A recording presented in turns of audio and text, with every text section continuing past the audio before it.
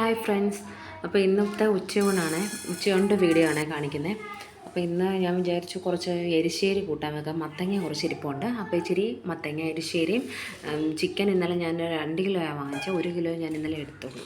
അപ്പം ഒരു കുറച്ചെടുത്ത് എന്ന് ഫ്രൈയും കൂടെ ചെയ്യാമെന്ന് വിചാരിച്ചു. എന്നാൽ അതിന് വേണ്ടിയിട്ട് ഞാനിപ്പം നമ്മുടെ എരിശ്ശേരിക്ക് വേണ്ടിയിട്ടുള്ള വൻപയർ ഞാൻ നല്ലപോലെ കഴുകി കുക്കറിൽ അങ്ങോട്ട് അടച്ചു വെച്ചിട്ടുണ്ട്. എരിശ്ശേരിക്ക് ഞാൻ വൻപയറും എടുക്കാറുണ്ട്, വൻപയർ ഇല്ലെങ്കിൽ നമ്മുടെ ചെറുപയറും എടുക്കാറുണ്ട്. രണ്ടും ടേസ്റ്റാണ്. പക്ഷെ കുറച്ചുകൂടെ എല്ലാവർക്കും ഇഷ്ടം എനിക്ക് തോന്നുന്നു വൻപയറിൻ്റെ എരിശ്ശേരിയാണെന്ന് തോന്നുന്നു. അപ്പം നമ്മുടെ മത്തങ്ങയെല്ലാം ചെറിയ കഷ്ണങ്ങളാക്കി അരിഞ്ഞിട്ടുണ്ട്. മത്തങ്ങയെല്ലാം ചെറിയ കഷ്ണങ്ങളാക്കി അരിഞ്ഞിട്ട് അപ്പം ഞാൻ ആ സമയത്തിന് ഞാൻ വിചാരിച്ചെന്നാൽ കുറച്ച് നമ്മുടെ വിസിലിനെല്ലാം ആ പ്രഷറെല്ലാം പോകുമ്പോഴത്തേക്ക് കുക്കറിലെ പ്രഷർ പോകുന്ന സമയം കൊണ്ട് നമുക്ക് കുറച്ച് തേങ്ങയും കൂടെ തിരുമ്മിയെടുക്കാം. അരപ്പിന് തേങ്ങ അരയ്ക്കണമല്ലോ. തേങ്ങ അരച്ച് തേങ്ങയ്ക്കകത്ത് കുറച്ച് ഒരു 2 അല്ലി വെളുത്തുള്ളിയും ഒരു 2 കഷ്ണം നമ്മുടെ ചുമന്നുള്ളിയും കുറച്ച് ജീരകവും കൂടെ ചേർത്ത് വേണം തേങ്ങ അരയ്ക്കാൻ. തേങ്ങ അരച്ച് നല്ല പേസ്റ്റ് പരുവമാകണമെന്നില്ല തേങ്ങ.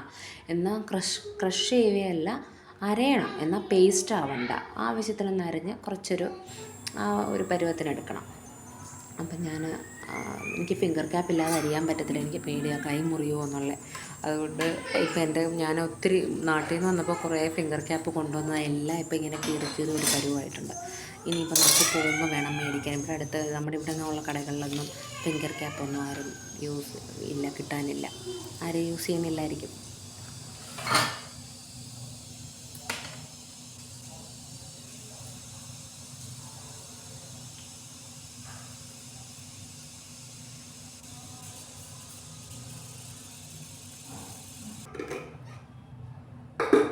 അപ്പം നമ്മുടെ ഇച്ചിരി ജീരകവും 2 അല്ലി വെളുത്തുള്ളിയും കുറച്ച് ഒരു ചുമന്നുള്ളി 1 കഷ്ണം ചുമന്നുള്ളി ഇട്ട് നമുക്കത് മിക്സിയിലൊന്ന് നല്ലപോലെ അരച്ചെടുക്കാം. നല്ലപോലെ ഒരുപാടങ്ങ് നമ്മുടെ പേസ്റ്റ് പരുവത്തിനൊന്നും അരയ്ക്കണ്ട.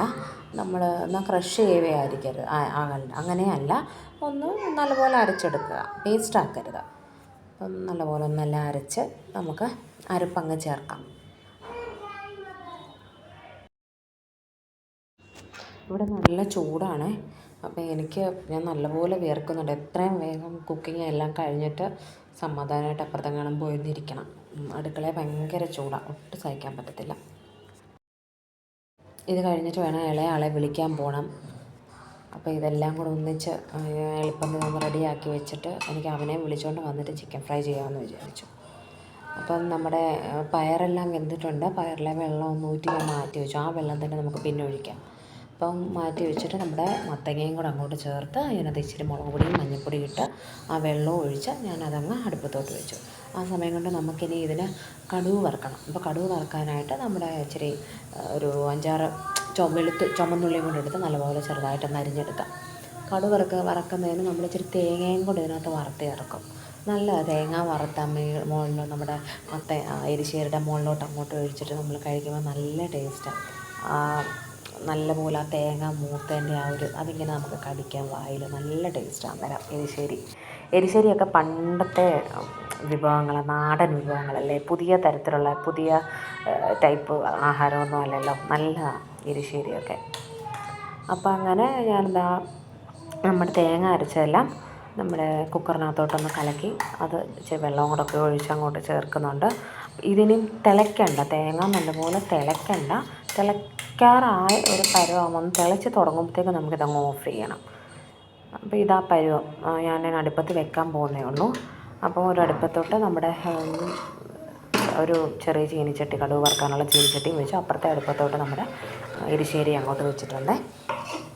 അപ്പോൾ എരിശ്ശേരി എല്ലാം ഒന്ന് ഇളക്കിയെല്ലാം യോജിപ്പിച്ചൊന്ന് വെക്കുക. അപ്പോൾ ആ സമയത്തിന് നമുക്കിനി നമ്മുടെ ചീനിച്ചട്ടിക്കകത്തോട്ട് വെളിച്ചെണ്ണയും കൂടെ ഒഴിക്കാം.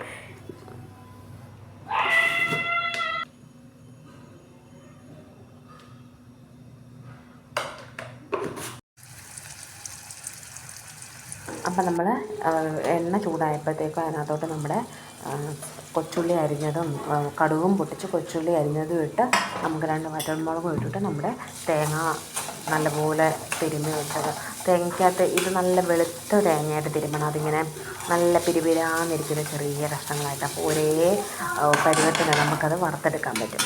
അപ്പോൾ അതെല്ലാം ഒന്ന് തിരുമ്മി നല്ലപോലെ ഒന്ന് ഫ്രൈ ചെയ്തെടുക്കണം. നമ്മുടെ തേങ്ങ കിടന്ന് ചെറിയ തീ കിടന്ന് നല്ലപോലെ ഫ്രൈ ആവണം. കുറച്ച് കറിവേപ്പിലയും കൂടെ ചേർക്കാം. കറിവേപ്പില ഇച്ചിരി കൂടുതലായാലും കുഴപ്പമില്ല. കറിവേപ്പിലയുടെ മണം ആ വറക്കുമ്പോഴത്തേക്കും നല്ല മണമാണ്. കറിവേപ്പിലയുടെ വറക്കുകയും കൂടെ ചെയ്യുമ്പോൾ നമ്മുടെ ഈ പരുവമെന്ന് പറഞ്ഞാൽ നമ്മുടെ തീയലിനൊക്കെ വറക്കത്തില്ലേ, അതേ ഒരു പരുവത്തിന് ഇത് വറുത്ത് എല്ലാം നല്ലപോലെ വറുത്തിട്ട് ഇനി നമുക്കിതൊന്ന് നമ്മുടെ ആ കുക്കറിനകത്തോട്ട് തന്നെ നമുക്കിതങ്ങ് ഇട്ടം കൊടുക്കാം. അപ്പോൾ അതേ നമ്മുടെ എരിശ്ശേരി അപ്പോൾ റെഡി ആയിട്ടുണ്ട്.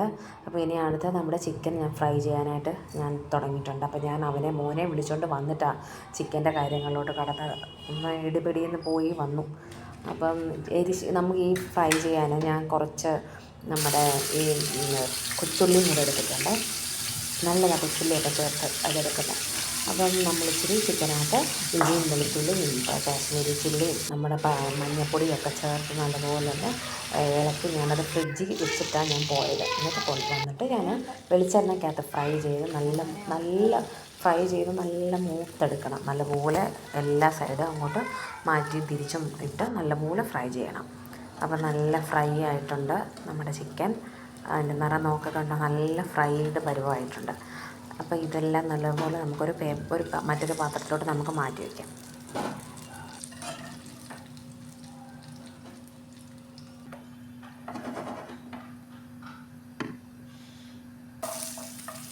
അപ്പോൾ നമ്മൾ ആ എണ്ണ കളയേണ്ട, അതിനകത്തൊരു കുറച്ചുകൂടെ വെളിച്ചെണ്ണ ഒഴിച്ച് നമ്മൾ ആ എടുത്ത് വെച്ചിരുന്ന ആ വെളുത്തുള്ളി അരിഞ്ഞ് വെച്ചിരുന്നതും കൂടെ ഒന്ന് എടുത്ത് അതുകൂടെ ഒന്ന് വഴട്ടി നല്ലൊരു വരണ്ട പരുവമാകുമ്പോഴത്തേക്കും ഇച്ചിരി ഒന്ന് നല്ലപോലെ വരട്ടി ഇച്ചിരി ഇഞ്ചിയും വെളുത്തുള്ളിയുടെ പേസ്റ്റ് കുറച്ചുകൂടെ ചേർക്കുക. കുറച്ച് ഇഞ്ചിയും വെളുത്തുള്ളിയുടെ പേസ്റ്റ് കൂടെ ചേർത്ത് അതുകൂടെ നല്ലപോലെ ഒന്ന് വരട്ടി ആ മൂത്ത് ആ ഇഞ്ചി പച്ചമണമൊക്കെ ഇഞ്ചിയുടെ വെളുത്തുള്ളിയും പച്ചമണമൊക്കെ ഒന്ന് മാറി വരണം. അതെല്ലാം അങ്ങോട്ട് മാറി വന്നു കഴിയുമ്പം നമുക്ക് കുറച്ച് നമ്മുടെ ടൊമാറ്റോ, ഒരു ചെറിയ ടൊമാറ്റോ ഞാനെടുത്തേ, ആ ടൊമാറ്റോയും കൂടെ അതിനകത്തോട്ട് ഒന്നൊഴിച്ച് അത് നല്ലപോലെ ടൊമാറ്റോ നല്ലപോലെ ഒക്കെ പറ്റണം. അതിനകത്ത് കിടന്ന് നല്ലപോലെ പറ്റി നല്ല ഡ്രൈ ആയിട്ട് വരണം. എന്നിട്ട് നമുക്ക് ഇച്ചിരി നല്ല ക്രഷ്ഡ് ചില്ലിയും കൂടെ ചേർക്കാം. ആ ക്രഷ്ഡ് ചില്ലിയുടെ ഒരു ചെറിയ സ്പൂൺ അതുകൂടെ ചേർത്ത് നമ്മുടെ കാശ്മീരി ചില്ലി പൗഡറും നമുക്ക് കുറച്ച് ഗരം മസാലയും ഒരു 1/2 ടീസ്പൂൺ ഗരം മസാലയും ഒരു 1/2 ടീസ്പൂൺ മല്ലിപ്പൊടിയും കൂടെ ചേർത്ത് ആ അതെല്ലാം നല്ലപോലെ പിടിപ്പിച്ച് നമുക്ക് നല്ല മൂപ്പിച്ചെടുക്കണം. നമ്മുടെ കൊച്ചുള്ളി മൂത്ത് നല്ല കഴിക്കാം കേട്ടോ.